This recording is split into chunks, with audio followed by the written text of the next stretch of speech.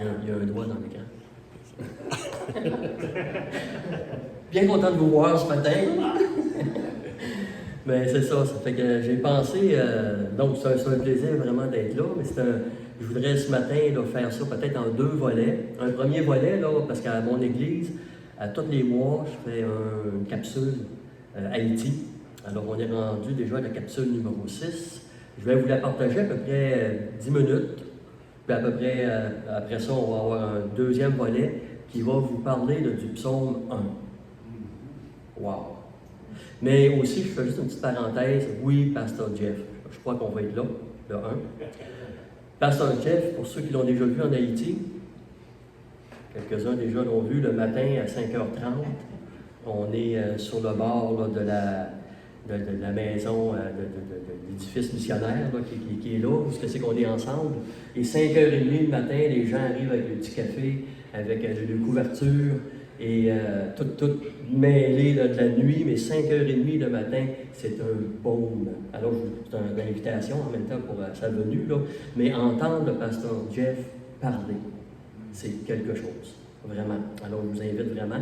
Louise et moi, je pense qu'on va faire un petit voyage de Trois-Rivières vers ici pour être là, parce que ça vaut vraiment le coup, puis c'est un ami à moi aussi en même temps. Alors, c'est Claude qui va changer les... Oui, on y va avec ça.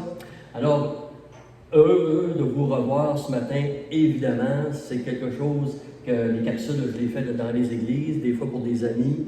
On regarde ensemble qu'est-ce qui s'est passé pendant tout l'été 2022, parce qu'il s'est passé un tas de choses.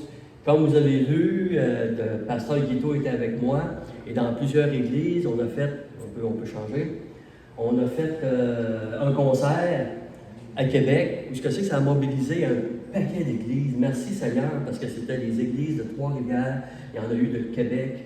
On a fait ça à l'église communautaire Mosaïque, dans le centre-ville de Québec, où je sais qu'on a eu à peu près 200 quelques personnes. On a eu des beaux dons. Et j'ai marqué en bas, est-ce qu'on va faire un concert en 2023? La réponse est oui, on est déjà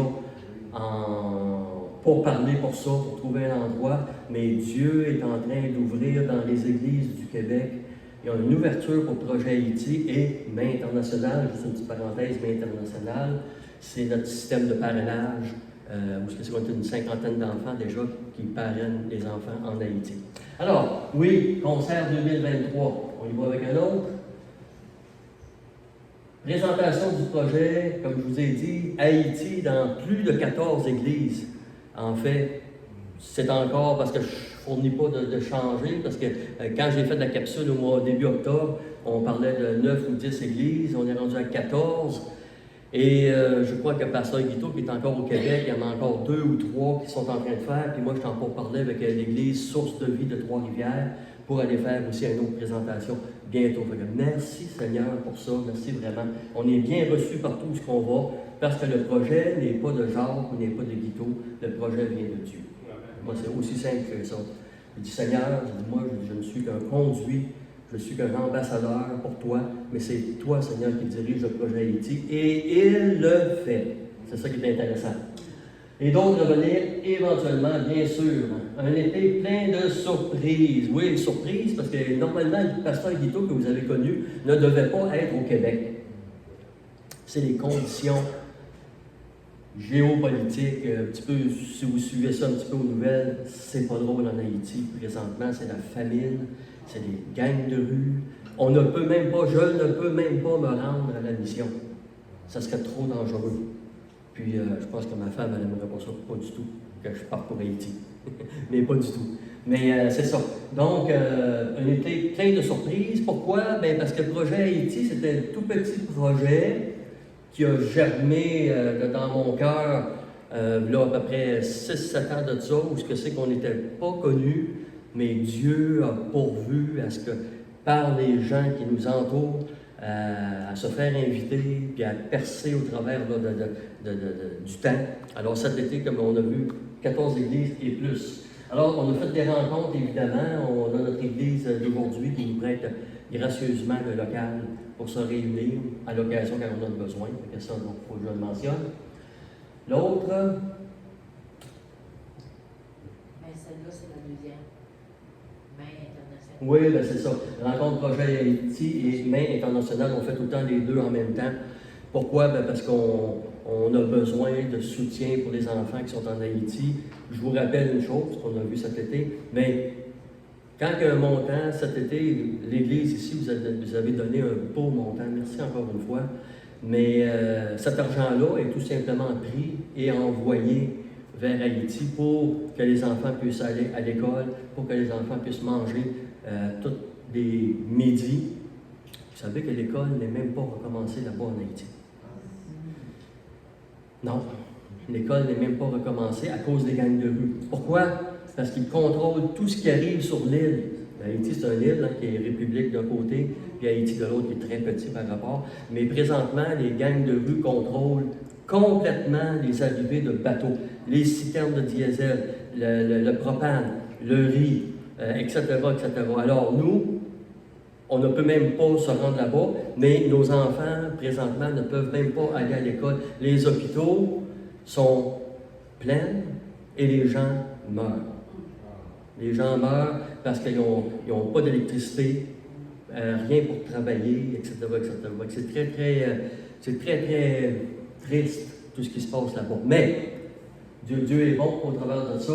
On a quand même envoyé des sous, mais là, ce qui est là présentement, on parle de construire 4 nouvelles classes, un 3e étage, parce qu'on a plus de 300 enfants qui sont là. Mais on ne peut même pas acheter de briques. L'argent est là, on s'est servi de l'argent qui a été donné un petit peu partout cet été. L'argent est parti là-bas. Les gens de la mission ne peuvent même pas se rendre de Duval, qui est dans la montagne, descendre à Port-au-Prince, aller à la banque chercher les sous. Parce qu'ils ont peur, il y a des filets de gens qui sont en attente à la banque, et les gangs de rue savent très bien que si quelqu'un de la mission rentre là, il sort avec de l'argent dans les poches, et donc, c'est vraiment très compliqué, mais présentement, l'école devait partir mi-septembre, comme ici. Ça a été repoussé début octobre, puis là, présentement, c'est même pas recommencé encore. Qu'est-ce que ça fait? C'est que les enfants n'étudient pas. Qu'est-ce que ça fait? C'est que le repos qu'on leur donne à tous les jours, c'est fait, mais à base très, juste les enfants qui sont autour de l'école. Alors, c'est des besoins de prière, vraiment. Si vous avez des questions en passant, pas de problème. J'essaie d'être le plus clair possible. On a aussi dans l'équipe, évidemment, d'enseignants qui sont sur place. On a 25 enseignants quand même qui sont là, qui sont assidus, qui sont formés. Puis quand nous, on y va, les gens, on emmène les enseignants du Québec pour leur performer les formations qui sont sur place. On le fait aussi avec les pasteurs, on le fait, etc., etc. Alors, on a tout le temps des belles équipes qui s'en vont là-bas. Alors, 25 personnes qui travaillent, des enseignants. Alors, oui, ça c'est très bon. Encore une fois, le problème socio-économique, politique d'Haïti nous nuit parce qu'on a de l'eau qui coule. Ça, je vous dis merci au Seigneur pour ça. C'est un travail qu'on fait depuis plusieurs années. On a eu des dons, ça a tout été payé. L'eau coule présentement près de la mission, sauf que la pompe qui contrôle l'arrivée, vous savez, l'eau, c'est de la richesse. Alors, on ne veut pas que l'eau coule tout le temps. Alors, on a besoin d'une pompe spéciale, d'une cabane. La cabane est faite, pas de problème. Mais la pompe qui sert à ouvrir et à fermer est encore en République dominicaine. Les ingénieurs ne peuvent pas aller à Duval pour travailler. Alors, c'est un autre problème qui est là. Un beau problème, mais ça va arriver bientôt quand même, ça va être réparé. On a des projets agricoles qui sont en train là, de croître tranquillement pas vite. Ça, c'est nouveau. Parce que là-bas, vu qu'on a de la boulangerie, vu qu'on a des enfants qui ont besoin de manger, on est en train de vouloir faire là, sortir, mais c'est pas ça, là, mais de l'avoine, du blé, etc. Tout ce que c'est qu'on a besoin pour faire du pain ou pour nourrir les enfants. Et là, on est rendu là, on a besoin de machinerie, on a trouvé une certaine quantité de machinerie qu'on va envoyer par conteneur en Haïti. Mais en passant, on retourne en arrière, il n'y a pas de conteneur qui voyage pour Haïti. Alors, j'ai ramassé des choses cet été, votre Église m'avait donné des choses à envoyer là-bas. Notre Isaïe Transport, qui lui fait du import-export, je ne sais pas c'est quoi en français, mais vous savez c'est quoi, et il envoie ça régulièrement par conteneur en Haïti, il ne peut même pas voyager lui-même. Alors, tout est en attente, tout est gelé, tout est... c'est ça. Alors oui, de l'eau qui coule, le projet agricole, il y a beaucoup de projets qui sont en train de se développer. Et pour cela, ben, c'est pour que les enfants puissent manger, évidemment, et surtout étudier. Qu'est-ce qui va se passer avec Haïti? Je ne peux pas vous le dire. On a eu le Canada, l'armée canadienne qui a été il y a à peu près un mois, sont venus. Il y a un ministre là, des États-Unis, qui est un ambassadeur qui a été à Salut Bonjour il n'y a pas longtemps, parler d'Haïti. Et il a dit on a besoin d'aller en Haïti, mais est-ce que c'est les États-Unis? Est-ce que c'est le Canada? Est-ce que c'est la Grande-Bretagne? On ne sait pas. On ne veut pas être envahisseur là-bas, évidemment, mais on veut travailler avec les gens de l'île, la présidence qui est là-bas. Oh! En ce beau dimanche, que Dieu puisse accomplir les vœux de ton cœur selon ta volonté. Merci à vous, merci pour la prière. Merci pour la prière. Merci pour la prière. Alors, c'est ce que c'est que je dis aux gens là, quand on finit cette petite capsule. On a un petit peu de temps. Avez-vous des questions? Ou qu'est-ce que je pourrais vous répondre?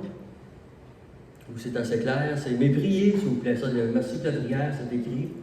Mais priez, s'il vous plaît, là, pour les besoins là-bas sont immenses. On a des problèmes. On a besoin de prière au Québec. Amen, hein? Ouais. Mais là-bas aussi, il y a des besoins qui sont là. Et je vous les confie, tout simplement, comme ça. Alors, on y va avec un petit message. Avec un petit message là, qui va vous parler de Psaume, chapitre 1, seulement 6 petits versets, qui me touchent par rapport à tout ce que c'est qu'on vit pour Haïti. Vous savez, moi, mon quotidien, à peu près, c'est des choses qui se passent en Haïti, mais aussi les besoins là, des églises, les besoins là, des frères et sœurs. Encore ce matin, quelqu'un qui m'a écrit qu'il avait besoin de prière. Hier soir, c'était la même chose. Et au travers de tout ce que c'est qui se passe dans nos vies, juste une petite parenthèse assez comique, c'est qu'on changeait l'heure cette nuit. Et puis hier soir, dans la soirée, j'ai une barre de son pour ma TV que j'ai achetée récemment pour améliorer le son. Mais hier soir, ça ne fonctionnait pas. Ça partait de ses Bluetooth en passant. Ça partait, ça arrêtait, ça recommençait. Ah, j'ai tout arrêté ça. J'ai dit, bon, c'est pas plus grave. De toute façon, le Canadien a perdu. Mais bon, ben c'est ça. Fait que vers 10h30, je pars pour aller me coucher. Je vais avoir la salle de bain, laver les dents. À un moment donné, j'entends un terrible de bruit dans la maison. Je me dis, qu'est-ce qui se passe là? Je dis, tu as un party quelque part, puis c'est fort, là. Hey, le cœur. Je dis, là, je sors de la salle de bain. Je dis, qu'est-ce qui est là? Oh, je m'aperçois que la barre de son, Bluetooth, même si la TV, le récepteur était fermé, elle a décidé de faire fonctionner tout le système au complet. Alors, hey, j'enlève ça, blablabla. Mon Seigneur, regarde. Ça veut dire des fois des films, on voit ça, hein, quelqu'un qui rentre dans une maison, fait du bruit pour c'est pas ça. Fait que je me couche, puis à un moment donné, vers minuit et demi, mon cœur faisait boum, boum, boum, boum. Là, j'ai dit, donc, y a-t-il un parquet quelque part? Ça se peut, il faisait beau, hein, on a de la belle température. Alors, je me lève, là, qu'est-ce qui se passe? De où vient ce son-là? Et là, je disais peut-être un petit party en arrière. Non, c'est pas en arrière. Là, j'écoute en avant, ça se pousse vers l'avant. Je clique pas, moi, là que je l'avais arrêté, cette fameuse barre de son-là. Alors là, je descends tranquillement, la barre de son qui est repartie. Ah. Tout déplugué, ça. Mais c'est spécial quand même. Qu'est-ce qu'on peut penser quand il y a des événements qui nous arrivent comme ça, hein? Puis le psaume 1, ça nous dit, on va le voir à l'écran, ceux qui ont lu la Bible peuvent le lire en même temps que moi. Mais ce psaume-là s'adresse à moi. Quelqu'un devrait dire, et à moi aussi. Hein? Mais le psaume 1, c'est un psaume de réconfort. Puis ce matin, on a chanté, l'avant-dernier chant, ici, c'était très très bien. Christ seul me suffit. Christ seul me suffit. Hein? C'est assez drôle. Mais le psaume 1, c'est un psaume de réconfort. D'ailleurs, tous les psaumes. Mais pourquoi que je me suis attaché au psaume 1? Dernière fois que j'ai amené un enseignement ici, je pense que je vous ai parlé que j'avais été dans une fête haïtienne où je sais qu'il y a des pasteurs, ben, des gens qui n'étaient même pas des pasteurs, là, les chrétiens qui étaient là ont récité le psaume 1. Ben là, ça m'a comme resté. Je me suis dit, hey, voyons donc, est-ce que moi je suis capable d'apprendre ça, le psaume 1, 6 versets? Hey, vous, c'est pas une grande mission, là. Mais le psaume 1, c'est un psaume de réconfort et qui dit ceci. Heureux l'homme qui ne marche pas selon le conseil des méchants, qui ne s'arrête pas sur la voie des pécheurs et qui ne s'assied pas en compagnie des moqueurs, mais qui trouve son plaisir dans la loi de l'Éternel et qui la médite jour et nuit. Il est comme un arbre planté près des courants d'eau, qui donne son fruit en sa saison et dont le feuillage ne se flétrit point. Tout ce qu'il fait lui réussit. Il n'en est pas ainsi des méchants. Ils sont comme la paille que le vent dissèpe. C'est pourquoi les méchants ne résistent pas au jour du jugement, ni les pécheurs dans l'assemblée des justes, car l'Éternel connaît la voie des justes et la voie des pécheurs mène à la ruine. Courbons-nous un instant, s'il vous plaît, pour te dire merci, Seigneur.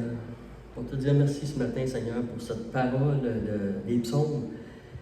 Seigneur, tu es tout-puissant, Seigneur, tu nous gardes et tu nous donnes ici une manière de vivre. Et c'est cette manière-là que moi, je veux vivre, et je sais aussi que tous ceux qui écoutent ce matin, c'est ce qu'on aspire, Seigneur, à vivre ça. On n'est pas parfait. Je ne suis pas parfait, Seigneur, loin de là, dans mes pensées des fois, dans mon agissement. Mais Seigneur, tu es toujours là. Et on va regarder ensemble ce psaume 1 qui parle tellement de l'amour que tu as pour nous et aussi de la manière que nous, on a pour toi, de comment on veut fonctionner pour toi. Seigneur, bénis ce message, bénis ces paroles, bénis cette Église en ton précieux nom. Amen.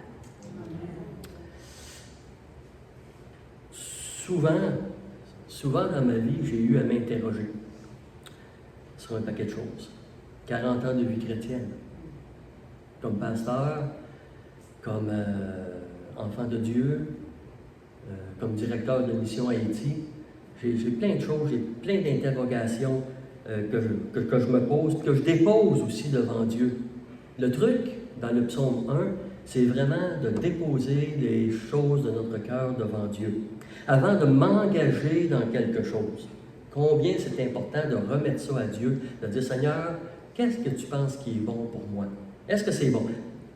C'est souvent ça qu'on se pose comme question. Puis mes choix ne sont pas mal.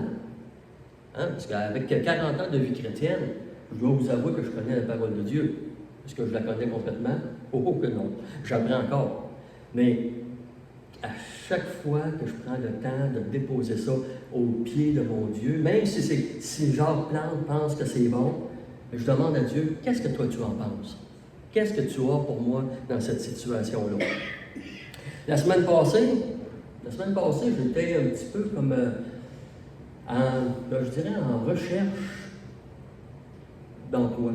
Je ne sais pas pourquoi. C'est venu par l'entremise d'un ami, puis tout ça, puis pour aller conduire une voiture à l'occasion. Alors, j'ai déposé ça devant Dieu. Je n'étais pas nécessairement très, très chaud à cette situation-là, parce que je suis quand même assez occupé, mais par plaisir, parce que je suis un chauffeur d'autobus. Si des fois l'Église va voyager pour quelque part, puis vous avez besoin d'un chauffeur d'autobus, je suis là. Gratos. Mais c'est ça, fait que j'étais là, puis là, je suis revenu à la maison, j'ai dit à Louise, bon, ben, j'ai fait les premières démarches. Bon, elle dit, qu'est-ce que tu vas faire? Je ne sais pas. Oups! Quelques heures plus tard, je reçois un mot, un texto de votre pasteur, Sylvain, me demandant d'être ici le dimanche matin. Mon cœur a débordé. Mais c'est ça. Alors j'ai dit à Louis, j'ai dit, gars, moi le travail, c'était pas si tant important, mais j'ai dit, de servir Dieu, ça fait mon affaire. Mon cœur débordait de joie. Et puis, c'est ce qui est arrivé. Me voilà ici ce matin. Mais toi, ce matin, qu'est-ce qui fait bondir ton cœur? Qu'est-ce que ton cœur... C'est quoi, toi, pour toi ce matin? Est-ce que c'est, on peut dire, le côté négatif? Est-ce que c'est ton REER là, qui va t'amener de la joie dans ton cœur? Est-ce que c'est l'argent que tu reçois sur ta paye? Est-ce que c'est la valorisation? Est-ce que... Mais c'est quoi qui t'amène à dire, Seigneur, c'est ce que j'aime, c'est ce que je veux. Moi, c'est ce que je veux. Je veux servir Dieu. Je veux servir Dieu par projet Haïti. Je veux être un pasteur itinérant. J'aime voir les églises, puis Dieu permet que je puisse le faire. Puis ça, c'est ce que c'est qui réjouit mon cœur. Est-ce que c'est mal que j'aille travailler quelques heures? Non! Nouveau réseau, etc., etc. C'est un nouveau réseau pour moi. D'ailleurs, quand j'ai été dans les bureaux mercredi matin, moi, je me suis lancé dans une dizaine de minutes, je me suis lancé dans les bureaux, j'ai été parler du Seigneur, j'ai été parler de projet Haïti, etc., etc.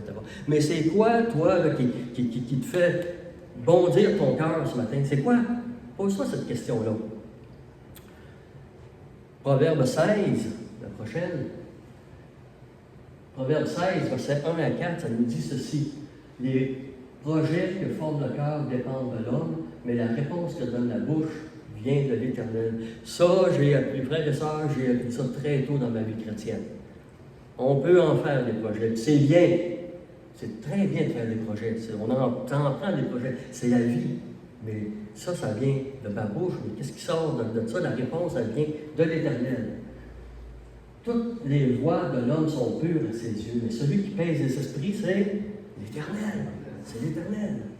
Recommande à l'Éternel tes œuvres et tes projets. C'est une belle promesse. Recommande à l'Éternel tes œuvres ce matin. Ce que c'est que tu veux faire pour Dieu dans le temps des fêtes, avec peut-être inviter des gens ici là, le 18, dimanche le 18. C'est ça. Mais recommande ça. Demande à Dieu, c'est qui que je vais parler? C'est à qui que je vais... Mon ami, ma soeur, mon père, ma mère qui ne vient pas à l'église, à qui tu vas demander à Dieu de te lancer vers lui ou elle? Demandez-le à Dieu. Et tes projets vont réussir. L'Éternel a tout fait pour un but. Amen. C'est ça. Vous savez, qu'est-ce qui se passe en ce moment dans le ciel? Tantôt, là, on chantait. Il y a des dizaines, des centaines, des milliers d'églises, peut-être des millions, sûrement des millions de chrétiens qui, le dimanche matin, sont en train de prier, chanter, lever les mains pour Dieu. Wow! Qu'est-ce qui se passe dans le ciel à ce moment-là? Des fois, je m'arrête et j'essaie de m'imaginer les anges qui sont en train de regarder et qui ne comprennent pas vraiment en passant.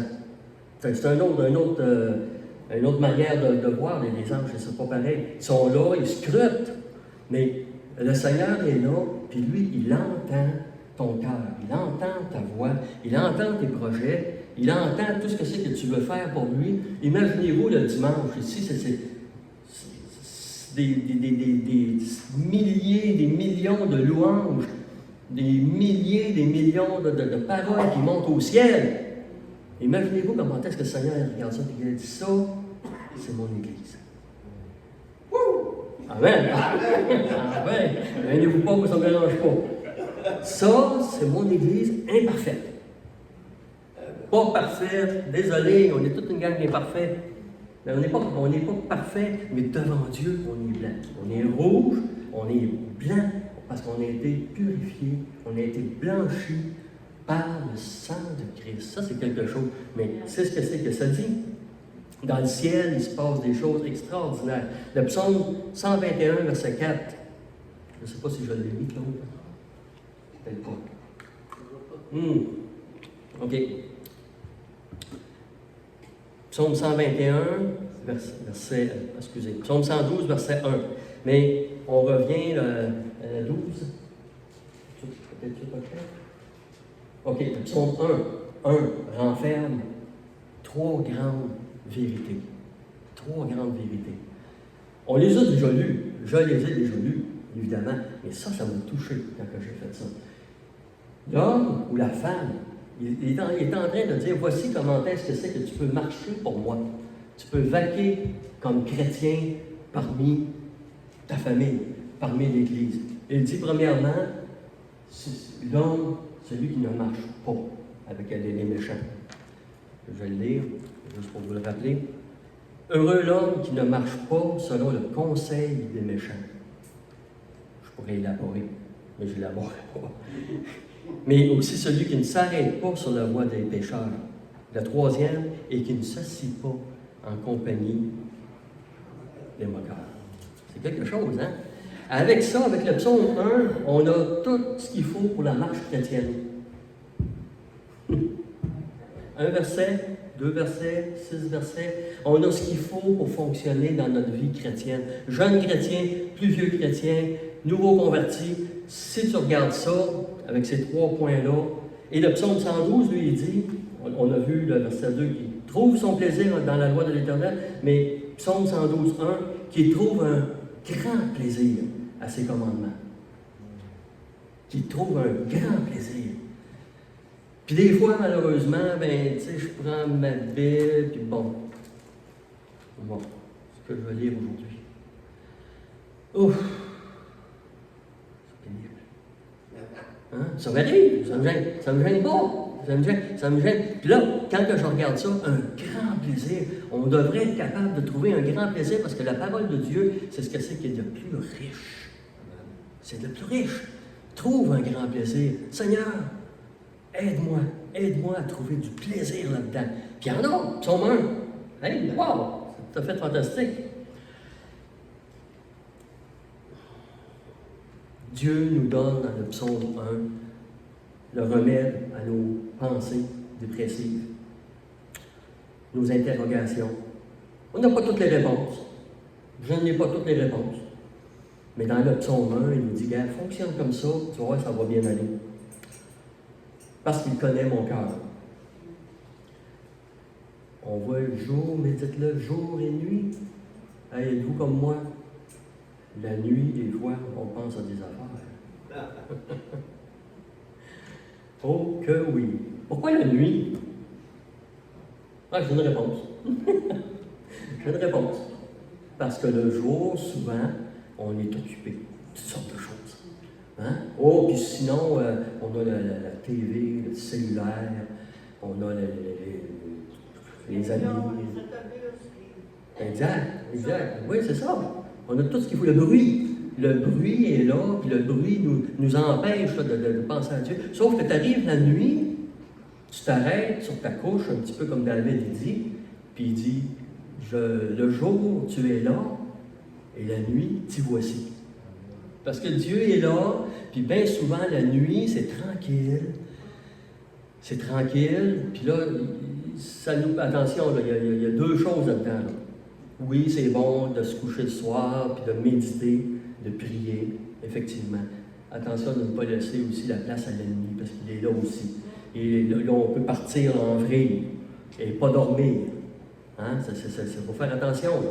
Mais la nuit, c'est un bon temps. Le soir, c'est un bon temps. Prendre un temps près de Dieu. Dire, Seigneur, telle situation. J'en ai eu cette semaine des situations. Louise est au courant de ça. Des situations difficiles. J'arrive le soir. Seigneur, voici la situation. Voici ce que moi je ne peux pas faire. Voici ce que toi tu dois faire. Puis je m'endors.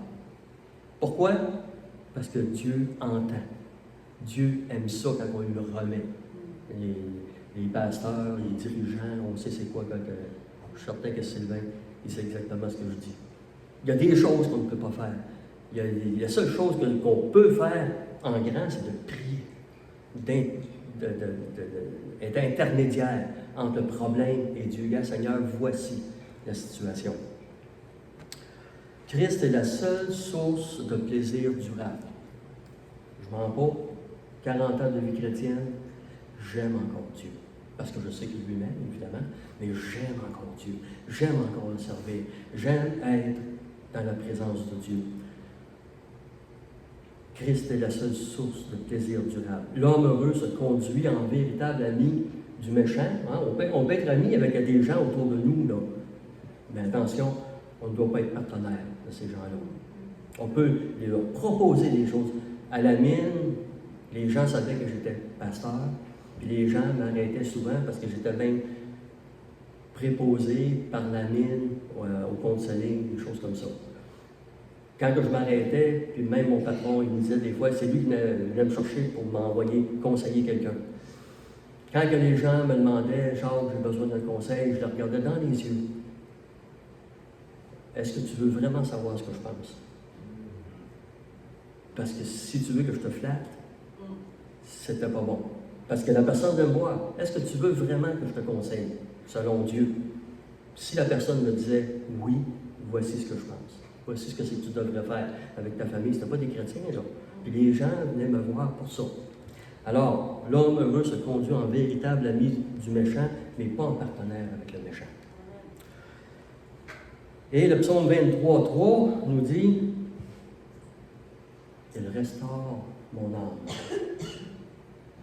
Il me conduit dans le sentier de la justice. » Avec le psaume 1, avec les 3 conseils qu'on a eus, hein, ça c'est pas tes méchants, le psaume 23:3, il restaure mon âme. Parce que des fois, je me retrouve, je vous avoue, je me retrouve un petit peu découragé, un petit peu à terre. Mais à chaque fois que ça arrive, je crie vers Dieu. Puis Dieu répond. Il restaure mon âme, il me conduit dans les sentiers de la justice à cause de son nom. Amen. À cause de son nom. Ben oui, c'est ça, c'est son nom. À cause de lui, pas à cause de moi, pas à cause de Projet Haïti, pas à cause de votre Église, pas, non, à cause de son nom. C'est par lui, pour lui et avec lui qu'on voit là dans Éphésiens. Amen. Oh, c'est ce qu'il fait avec toi et moi. 2 Corinthiens 4:16, je ne pense pas qu'il est là. Ça nous dit, et lorsque même notre homme extérieur se détruit. J'ai 40 ans de plus que quand j'ai accepté le Seigneur. Merci Seigneur, parce que Louise et moi, on est en santé, qu'on peut servir, qu'on veut servir. Mais l'apôtre Paul, il connaissait ça, il savait, mon homme intérieur est en train, extérieur, excusez, mon homme extérieur est en train de se détruire parce qu'on vieillit. On n'a plus la même capacité. Non, je n'ai plus la même capacité. Mais l'apôtre Paul, il avait compris ça. Il dit, notre homme intérieur, lui, se renouvelle. Hey, on l'a vu tantôt, il restaure mon âme.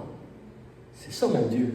C'est ça ton Dieu. Il restaure ton âme, peu importe ton âge, peu importe ta santé, peu importe ta condition financière, peu importe ce que c'est que tu vis, Dieu restaure ton âme. Psaume 23:3 prouve bien son amour. Il satisfait les besoins émotionnels de ses enfants. Le mot âme comprend l'esprit, les émotions, etc. Comme un arbre planté près des eaux. Hein, il va aller chercher à la source. Et bon, presque fini. 5 minutes. Je suis certain que comme moi, vous êtes déjà retrouvé dans une situation où votre esprit, les émotions déraillent lorsque vous n'arrivez pas à dormir. Ça vous arrive, hein? À cause de la pression, à cause des soucis, à cause de la santé, à cause des finances, à cause de n'importe quoi. Il n'en est pas nécessaire d'arriver là, frères et sœurs. On n'a pas besoin de tomber profond. On n'a pas besoin d'être dans la dépression. Oui, la tristesse a sa place. Oui, tous les soucis, ça a sa place dans votre vie, dans ma vie. Mais on n'a pas besoin d'aller là. Parce que le bon berger, il va vous conduire dans la paix, dans la quiétude, dans la paix. C'est ce que c'est que Jésus va faire. Lorsque le psalmiste a écrit « Il restaure mon âme », il veut dire que le bon berger veut vous aider à devenir fort, paisible, calme, et vous accorder une santé mentale, émotionnelle. Vous accorder une santé émotionnelle. Il vous amène là où vous étiez avant de vous sentir mal. Alors, je termine avec ça, parce que le temps passe vite, mais je vous rappelle, psaume 1, les 3 versets, les trois avertissements, les 3 conditions pour marcher et être restauré. Ne marche pas, ne s'arrête pas, ne t'assieds pas devant le péché. Amen. Amen. Merci beaucoup, frères et sœurs, je vous aime beaucoup.